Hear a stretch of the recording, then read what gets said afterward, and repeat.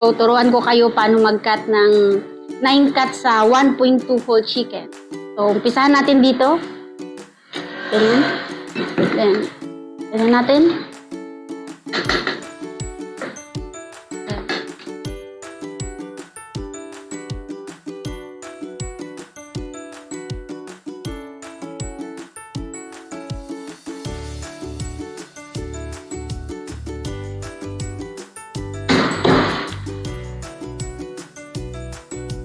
Ito na yung leeg.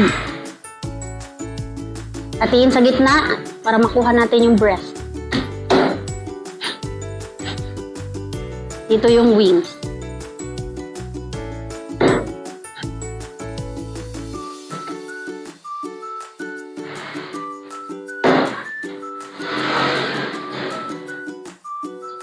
Pagdating naman sa thigh at saka drumstick, hatiin din natin sa gitna.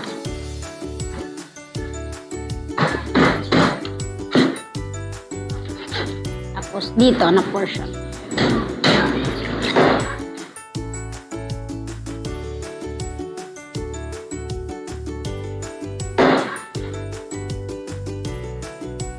One, 2, 3, 4, 5, 6, 7, 8, 9 cuts.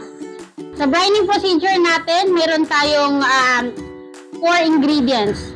Garlic powder, black ground pepper, salt, and cold water. 1 kilo of chicken, 9 cuts.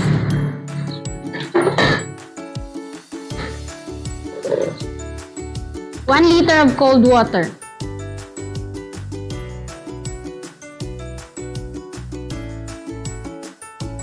Two scoops of salt.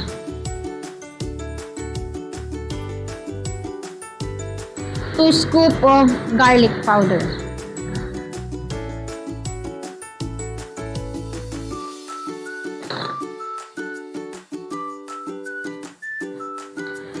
One teaspoon of black pepper, ground black pepper.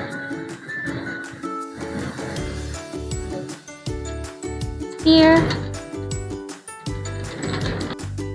Pag na-dissolve na siya, ibuhos sa chicken. Sasalain. So, after natin ma-brine yung chicken natin, stay natin siya sa chiller ng minimum of 12 hours, maximum of 36 hours.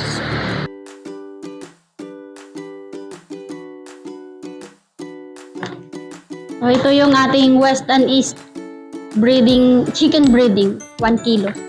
Sa paggawa natin ng butter mix, kukuha tayo dito lang din ng 1/4 or 1/4 kilograms or 250 grams powder.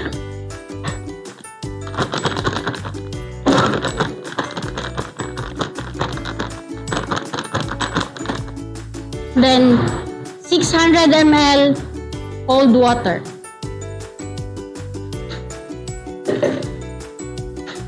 Here,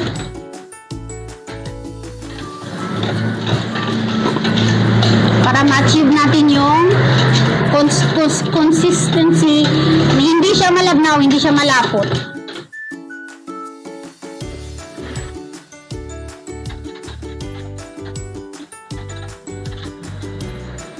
Bago tayo magsalang, lagyan natin to ng konting ice.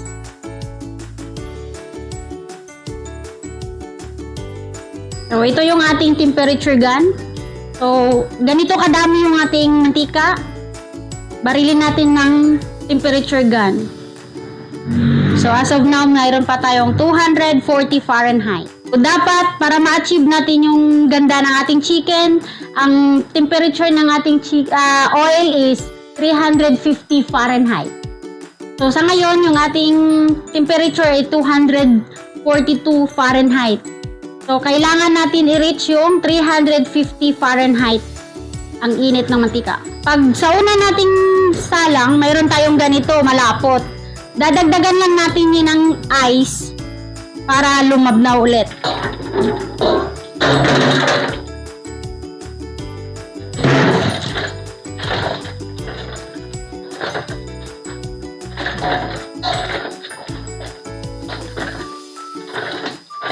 Ito na po yung chicken natin galing sa chiller. Naka-fry na po ito, so kailangan nating patuluin.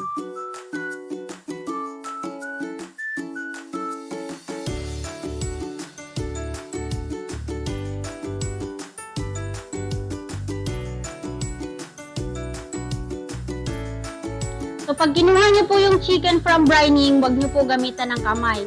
Pwedeng magtong or glove. So ito yung chicken natin from brining, ilagay natin sa dry breading mix ng West and East Food Hub. So kahugin natin.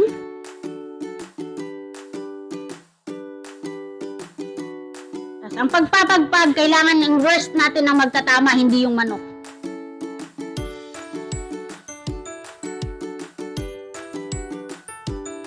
Haluin natin yung galing sa dry papunta sa butter mix. Patuluin natin konti. Ilipat natin ulit dito sa dry. West and East breading mix. Haluin ulit sa dry.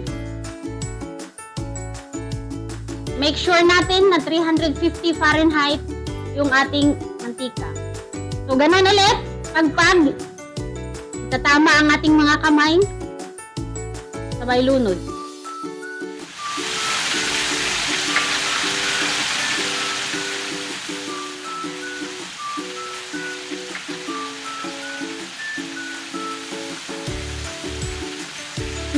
Mag-on tayo ng timer nga pala after natin malunod ang last chicken. So, diskarte lang, pag ganyan yung ating mantika, huwag tayo sunod-sunod maglulublob kasi iwasan natin mag-overflow yung mantika. So, alalay lang. Yan. Pag medyo humupa na yung mantika, saka lublob ulit. Yung huling lunod, saka tayo mag-on ang ating timer. 15 minutes. 15 minutes. So, nailublob na natin yung huling part ng chicken. Nakapag-set na tayo ng 15 minutes. Then after 2 minutes, haluin natin yung chicken para hindi magdikit-dikit.